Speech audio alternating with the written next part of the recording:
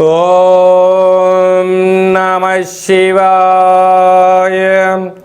ఓం నమో నారాయణాయ. ఓం కర్మ నివారణ నరదృష్టి నివారణ కాళభైరవాయ నమో నమః. ఓం కాళకాలాయ విద్మహే కాళాతీతాయ ధీమహి తన్నో కాళభైరవ ప్రచోదయాత్. హరి ఓం. మా ఛానల్కి స్వాగతం. చూస్తున్న వీక్షకులకు ప్రేక్షకులకు ప్రియ కాళభైరవ భగవద్బంధులకి స్వాగతం పలుకుతూ మమ్మల్ని ఎంతగానో ఆదరిస్తూ ఉండబడినటువంటి ప్రియ సోదర సోదరీమణులకు, జ్యోతిష్ అభిమానులకు, సనాతన ధర్మ సంరక్షకులకి అందరికన్నా ముందుగా శ్రీ మహాశివరాత్రి పండగ శుభాకాంక్షలు. అంటే మన పెద్దవారు చెప్తుంటారు, ఏ రోజు మనం ఉపవాసం ఉండినా ఉండకపోయినా జన్మకో శివరాత్రి అంటూ ఉంటారు. కనుక అలాంటి మహాశివరాత్రి రోజున మహాదేవుడి యొక్క స్మరణ, ధ్యానము, అభిషేకము, అర్చన, దర్శనము, మహాదేవుడికి జలాభిషేకము, మహాదేవుడి యొక్క చంద్ర బిల్వదలము, ఏ కార్యక్రమాన్ని చేసినా తెలిసి ఓం నమ శివాయ అన్న, తెలియక ఓం నమ శివాయ అన్న పరమేశ్వరుడి యొక్క కృప కటాక్ష వీక్షణలు మన అందరిపైన ఉండాలని మనం కూడా మనసారా కోరుకుందాం. కలియుగ కాలంలో కష్టాలను, నరదృష్టిని, శత్రు ప్రభావాలను కలిగించేటువంటి అనేక దుష్టగ్రహాలు ప్రవహిస్తూ ఉంటాయి మన అందరిపైనను కూడా. మనల్ని రక్షించే కాళభైరవుడు మన చెంతగా ఉండగా మనకేల చింత? కనుక ఈ మాఘమాసంలో సంపూర్ణమైనటువంటి అసితాంగ కాళభైరవ స్వామికి స్మరణ చేత బ్రహ్మ మనకి ఏదైతే లలాట స్థానంలో రాశాడో వాటిని సంపూర్ణంగా కష్టాలను తొలగించుకొని ఐశ్వర్యప్రదాతమైనటువంటి సువర్ణ అధ్యాయానికి స్వాగతం పలకాలని మనం కూడా మనసారా కోరుకుందాం. 1వ తారీఖు 2వ నెల 2026 నుండి 28/2/2026 వరకు పుట్టినటువంటి వారందరికీ కూడా ముందస్తుగా జన్మదిన శుభాకాంక్షలు. గతంలో వివాహం చేసుకున్న వారికి వివాహ వార్షికోత్సవ శుభాకాంక్షలు. ద్వాదశ రాశుల్లో గ్రహ గమనాలు వీక్షింపచేద్దాం.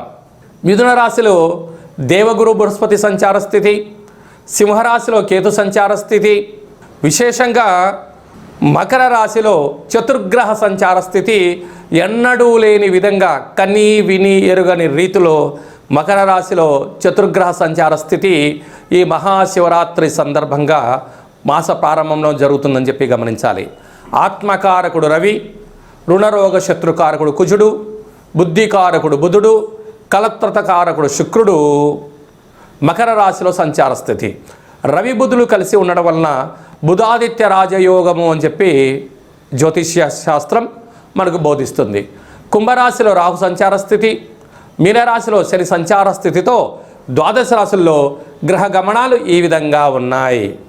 సింహరాశి వారికి మాఘ పూర్ణిమ సందర్భంగా, మహాశివరాత్రి పండుగ సందర్భంగా మరియు ఒకవైపు అష్టమ శని సంచార స్థితి జరుగుతూ ఉండగా వచ్చినటువంటి మాఘ పూర్ణిమలో రవి పుష్యార్క యోగాన్ని ఎలా పొందాలి, దోషాన్ని ఎలా తొలగించుకోవాలో ఈ వీడియోలో సవివరంగా సంపూర్ణంగా తెలుసుకుందాం. సింహరాశిలో ఏ నక్షత్రాలు వస్తాయనగా మఖా నక్షత్రంలోని 4 పాదాలు, పుబ్బా నక్షత్రంలోని 4 పాదాలు, ఉత్తరా నక్షత్రంలో 1 పాదం కలిపితే సింహరాశి. రాశాధిపతి రవి భగవానుడు.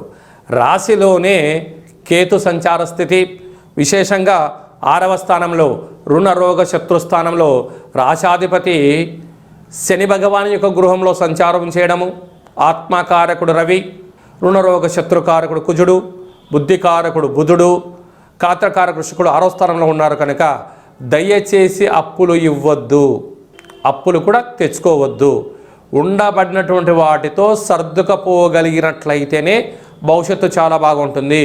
ఎందుకనగా 4 గ్రహాలు మూకుమ్మడిగా 6వ స్థానంలో సంచారం చేయనప్పుడు అంటే బంధువులని, మిత్రులని, స్నేహితులని అప్పు అడుగుతున్నారు కదా అని చెప్పి ఇవ్వడం, బ్యాంకులు బంధుమిత్రు స్నేహితులు ఇస్తున్నారు కదా అని చెప్పి అప్పు తెచ్చుకోవడం, వాగ్దానం చేశారా సర్వము మునిగిపోయే పరిస్థితి చాలా అధికంగా ఉంటుంది. ఎందుకనగా ప్రభుత్వ అధికారులతో అనగా పోలీసు వారితో, రక్షణ వారితో, న్యాయ శాఖలతో చాలా జాగ్రత్తగా ఉండాలి. ప్రభుత్వపు ఉద్యోగ కార్యక్రమాలు ఆచరింపజేసేవారు ఓర్పు, పట్టుదల, మౌనము, వీలైతే దీక్ష చాలా అవసరం. ఎందుకనగా మనము ఉపవాసమే దీక్ష అనుకుంటాం, వీలైనంత వరకు మౌన దీక్ష చాలా అద్భుతంగా పనిచేస్తుంది. అలాగా చూడరానికి కళ్ళు మూసుకొని ధ్యానం చేయడం వలన నేత్ర దీక్ష అంటారు. అలాగా కొన్ని విననట్టు ఉండగలగాలి, ఇది ఒక పెద్ద దీక్ష. అంటే పంచేంద్రియానములు సర్వేంద్రియానం నయనం ప్రధానం అంటారు. కనుక అష్టమ శని సంచార స్థితి, సప్తమంలో రాహు ఉన్నప్పుడు ప్రేమికులు, భార్యాభర్తలు, పార్ట్నర్షిప్ వ్యవహార కార్యక్రమం చేసేవారందరూ కూడా ఓర్పు, నేర్పు, సహనం అవసరమని చెప్పి గుర్తు పెట్టుకోగలగాలి. లేకపోతే అనేక రకాల ఇబ్బంది గురవుతూ ఉంటుంది. కనుక ఆదివారం రోజున అంటే రాశాధిపతి రవి యొక్కకు ఇష్టమైనటువంటి రోజు, ప్రాముఖ్యత ఇచ్చేటువంటి రోజు ఆదివారము. మాఘ పూర్ణిమ అందులో తన సుపుత్రుడైన నక్షత్రం రోజు రావడం, అందులో పూర్ణిమ తిథి మాఘ పూర్ణిమ రావడం, బ్రహ్మ ఏదైతే రాశాడో మన తలరాత ఏదైతే మనం పుట్టేటువంటి కాల సమయంలోనే బ్రహ్మదేవుడు కపాలం పట్టుకొని లక్ష్మీమాత అయినటువంటి తన తల్లి వైపు చూస్తాడట. అమ్మ, ఈ జీవుడికి ఏం ప్రసాదించాలి అని అడుగుతాడట. ఆయన గత జన్మలో ఏం చేశాడో, ఈ జన్మలో ఏది ఇవ్వాలో ఆయనకి ఇంత ఇవ్వు నాయనా అని అనగానే బ్రహ్మదేవుడు తదాస్తు అని చెప్పి ఆ తల్లి గర్భం ఎందున భూమండలం మీద పుడతారట. ఎలాంటి జీవితాన్ని ఇచ్చినను మన తలరాతను మనమే రాసుకొని గతాన్ని తొలగించి చేసే శక్తి ఈ అసితాంగ కాలభైరవుడికి ఉంటుంది. అందుకే ఆ అసితాంగ కాలభైరవుడి యొక్క స్మరణ, కుష్మాండ దీపము, అలాగా బ్రహ్మరాశి రాతను తొలగించుకునే శక్తి సింహరాశి వారికి ఉంటుంది. కనుక ఈ ఆదివారం పూర్ణిమ సందర్భంగా తెల్ల జిల్లేడు వృక్ష ప్రదక్షిణ, నువ్వుల నూనెతో దీపము, శక్తి కలిగితే ఆ వినాయకుని తీసుకొచ్చి ఇంట్లో పెట్టుకోవడము, లక్ష్మీ గణపతి హోమాన్ని ఆచరింపచేయడం వలన యోగదాయకం.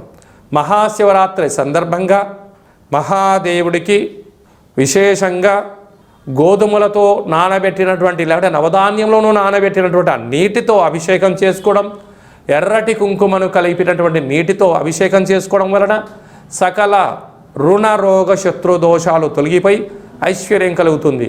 ప్రధానంగా సింహరాశిలో ఉండబడిన జాతకులు, వ్యవసాయ సోదరీమణులు, గృహ భవన నిర్మాణాన్ని ఆచరింపజేసేవారు, వ్యవసాయ సోదరీమణులు, యూట్యూబ్, వాట్సాప్, ఫేస్బుక్ క్రియేటివిటీ రంగాలుగా ఉండబడిన వారు, రాజకీయవేత్తలు, సంపూర్ణ మీడియేటింగ్ రంగంలో ఉండబడిన వారు, ప్రభుత్వ ఉద్యోగాల్లో ఉండబడిన వారికి ఓర్పు, నేర్పు, సహనం అవసరం చెప్పి గుర్తుపెట్టుకోగలగాలి. ప్రస్తుత కాలమాన ప్రకారంగా గ్రహాలు అంతగా అనుకూలించట్లేదు. మౌనం, ధ్యానం, ఏకాగ్రత అవసరమని చెప్పి గుర్తుపెట్టుకోగలగాలి. ఈ ఫిబ్రవరి మాసంలో మరియు మాఘమాసంలో ముఖ్యమైనటువంటి పండుగల గురించి క్లుప్తంగా, సవివరంగా, సంపూర్ణంగా మనం తెలుసుకుందాం. మనకు 1వ తారీఖు ఫిబ్రవరి నెల 2026వ సంవత్సరము ఆదివారం మాఘ పూర్ణిమ, అందులో పుష్యమీ నక్షత్రం. ఎంత విశేషం అంటే ఆదివారం పుష్యమీ నక్షత్రం వస్తే రవి పుష్యార్క యోగము, గురువారం రోజు పుష్యమీ నక్షత్రం వస్తే గురు పుష్యార్క యోగము అంటారు. కనుక ఆదివారం రోజు పుష్యమీ నక్షత్రం రావడం వలన మాఘస్నానము అంటే సముద్ర స్నానము, శ్రీ రమా సహిత సత్యనారాయణ స్వామి వ్రతము, గృహంలో ఆధ్యాత్మికమైన కార్యక్రమాలు చేసుకోవడం, శక్తి కలిగితే అభిషేకం చేసుకోవడం యోగదాయకం.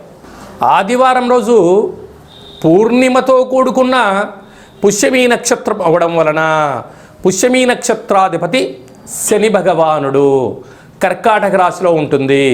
ఆదివారం రోజు రావడం వల్ల అర్కము అనగా తెల్ల జిల్లేడు వృక్షము, అనగా భూమిలో నుంచి ఆ యొక్క తెల్ల జిల్లెడి యొక్క వేరును పెకిలిస్తే బయటికి వచ్చేటువంటి భగవంతుడు స్వరూపమే శ్వేతార్క గణపతి అంటారు. అంటే శ్వేతార్కము తెల్ల జిల్లెడు యొక్క వృక్షంలో సహజ సిద్ధంగా ఏర్పడేటువంటి వినాయకుడి స్వరూపము. కాజీపేట క్షేత్రంలో సాక్షాత్తుగా స్వామివారి యొక్క కొలువై ఉండబడిన క్షేత్రంగా మనం గమనించాలి. స్వామివారిని స్మరించిన, ధ్యానించిన ఆ శ్వేతార్క గణపతిని తీసుకొని వచ్చి శుభ్రంగా కడిగి, అంటే మట్టిలో భూమిలో ఉంటుంది కనుక సింధూరం పోసి ఒక లక్ష్మీ గణపతి హోమం చేసుకొని గృహంలో పూజా మందిరంలో ఉంచుకున్నట్లయితే మనకు రాబోయే 7 తరాల వారికి విద్య, ఉద్యోగ, రాజకీయ క్షేత్రాల యందు తిరుగు ఉండదు అని చెప్పి గమనించాలి. ఎందుకనగా కలియుగ కాలంలో పరిపాలన అంటే ఒక ఇంద్రుడిలాగా పరిపాలించాలన్నా, కుబేరుడులాగా ధనానికి ఐశ్వర్యవంతులు కావాలన్నా, విద్యార్థులు జ్ఞాన సంపద కావాలన్నా ధనం మూలం ఇదం జగత్ అని ఒక మాట. విద్యా వినయ సంపన్నం అంటారు. ఎంత మన దగ్గర డబ్బులు ఉన్నా పదవి అలంకారము జీవితంలో భూషణము అంటారు. అంటే విద్య ద్వారా వినయం, వినయం ద్వారా ఉద్యోగం, ఉద్యోగం ద్వారా ధనం, ఆ ధనం ద్వారా పరిపాలన చేసే అధికార యోగ్యతను ఆదిపూజ్య మహాగణాధిపతి అంటే గణపతి స్వామి వారికి స్మరణ వలన, ధ్యానం వలన మనకు కలుగుతుంది. ఈయన సాక్షాత్తుగా వృక్ష స్వరూపంలో భూమిలో కొలువై ఉంటాడు కనుక ఆదివారం రోజు పుష్యమి నక్షత్రము మనకు ఫిబ్రవరి 1వ తారీఖున జరుగుతూ ఉంది. మన 2026వ సంవత్సరంలో అదృష్టం ఏమిటనగా జనవరి మాసంలోనే 18వ తారీఖున ఆదివారం అమావాస్య ఉందండోయ్. ఆ రోజైనను కుదరకపోతే ఈ రోజైనను ఆ తెల్ల జిల్లెడి యొక్క వృక్షాన్ని పెకిలించి ఆ వినాయక స్వామి వారి యొక్క వేరును తీసుకొచ్చి రూపం కలిగిన ఇంట్లో ఉంచుకొని సింధూరం పూసి గణపతి హోమం చేసుకున్నట్లయితే మనకు గృహంలో వాస్తు దోషం తొలగిపోతుంది. వృత్తి, ఉద్యోగ, వ్యాపార కార్యక్రమాల్లో నరదృష్టి తొలగిపోతుంది. రాజకీయ క్షేత్రంలో ఏకచక్రే మహాభోగి అనేటువంటి రాజ్యాధికారం కలుగుతుంది. మనకు రాబోయే 7 తరాల వరకు ఐశ్వర్యం కలుగుతుందని చెప్పి గమనించాలి. కలియుగ కాలంలో కలియుగ శమంతకమని అని చెప్పి మనం చెప్తూ ఉంటారు పెద్దవారందరూ. అంటే ఆయన ఎక్కడ ఉంటే అక్కడ ఐశ్వర్యమట. అష్ట కష్టాలు పటాపంచలైపోయి అష్ట ఐశ్వర్యాలు మన గృహానికి ఎత్తుకులాడుకుంటూ వస్తాయంట. కనుక మనం అందరము కూడా శ్వేతార్క గణపతి మూల మహాగణపతి స్వామివారిని తెచ్చుకుందాం, గృహంలో ఉంచుకుందాం, ఐశ్వర్యాన్ని పొందుదాం.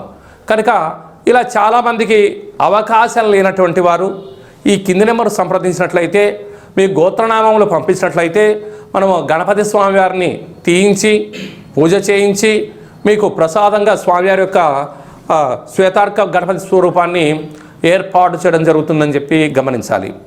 అలాగనే మహాశివరాత్రి సందర్భంగా మనము 1,00,000 రుద్రాక్ష మహాదేవుడి యొక్క భగవంతుడిని ఏర్పాటు చేస్తూ ఉన్నాం.